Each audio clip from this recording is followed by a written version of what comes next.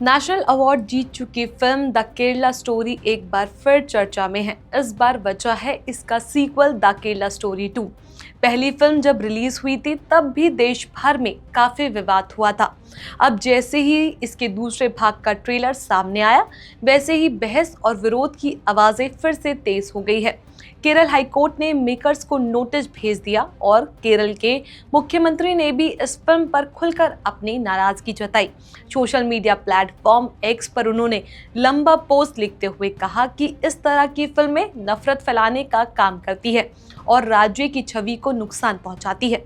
नमस्कार, मेरा नाम है चेष्टा नागर और आप देख रहे हैं द हिंदी टॉप का खास सेगमेंट सिनेमा टॉप। तो आज हम इसी पूरे मामले को समझने की कोशिश करेंगे। आखिर विवाद क्या है, किसका क्या कहना है और आगे क्या हो सकता है।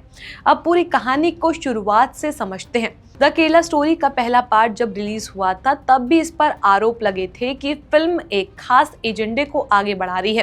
फिल्म में लव जिहाद और आतंकवाद जैसे संवेदनशील मुद्दों को दिखाया गया था। मेकर्स का कहना था कि कहानी सच्ची घटनाओं से प्रेरित है। वहीं विरोध करने वालों का कहना था कि आंकड़ों और तथ्यों को बड़ा चढ़ाकर पेश किया गया और इससे एक समुदाय को गलत तरीके से दिखाया गया है।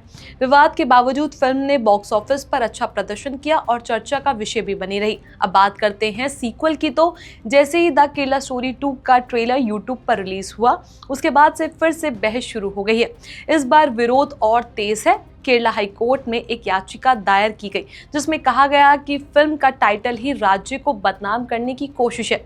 याचिकाकर्ताओं का कहना है कि अगर कहानी सिर्फ केरल की नहीं है और इसमें दूसरे राज्यों का जिक्र है, तो फिर केरल का नाम इस्तेमाल क्यों किया जा रहा है। कोर्ट ने इस शिकायत को गंभीरता से लेते हुए फिल्म के मेकर्स को नोटिस भेजा है। साथ ही सूचना एवं प्रसारण मंत्रालय और CBFC को मामले में शामिल किया गया है। अगली सुनवाई 24 फरवरी को होनी है। इस पूरे मामले में सबसे बड़ा बयान आया है केरल के मुख्यमंत्री की तरफ से।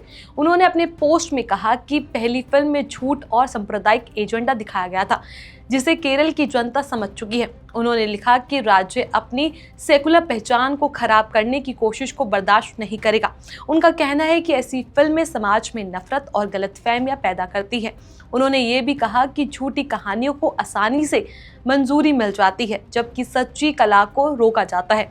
उनके मुताबिक केरल एक शांतिप्रिय राज्य है और उसे आतंक का अड्डा बताने की कोशिश गलत है। मुख्यमंत्री के इस बयान के बाद फिल्म के डायरेक्टर ने भी जवाब दिया। उन्होंने एक इंटरव्यू में कहा कि जो मुद्दे फिल्म में दिखाए गए हैं ये हवा में नहीं है। उन्होंने कहा कि ऐसे मामलों की खबरें रोज सामने आती है और ऐसे मामलों में FIR भी दर्ज होती है। डायरेक्टर का कहना है कि उन्होंने फिल्म बनाने से पहले काफी रिसर्च की है। उनके मुताबिक फिल्म के हर सीन के पीछे असली घटनाओं की प्रेरणा है। उन्होंने कहा कि कम से कम 15 से 20 घटनाओं को आधार बनाकर कहानी तैयार की गई है। उनका ये भी कहना है कि अगर समाज में कोई बुराई है तो उसे दिखाना और उसके खिलाफ आवाज उठाना गलत नहीं है। डायरेक्टर ने ये भी कहा कि पहली फिल्म में उन्होंने पीड़ित महिलाओं को कैमरे पर लाकर उनकी कहानी बताई थी। उनका मानना है कि सच को मानने की जगह आंखें बंद कर लेना सही तरीका नहीं है। उनका मानना है कि फिल्म देश को तोड़ने नहीं बल्कि जोड़ने की बात करती है। उनका कहना है कि ये फिल्म सभी बेटियों और आम लोगों के लिए, ताकि ये सतर्क रहे और जागरूक बने। अब सवाल उठता है कि विवाद की असली जड़ क्या है।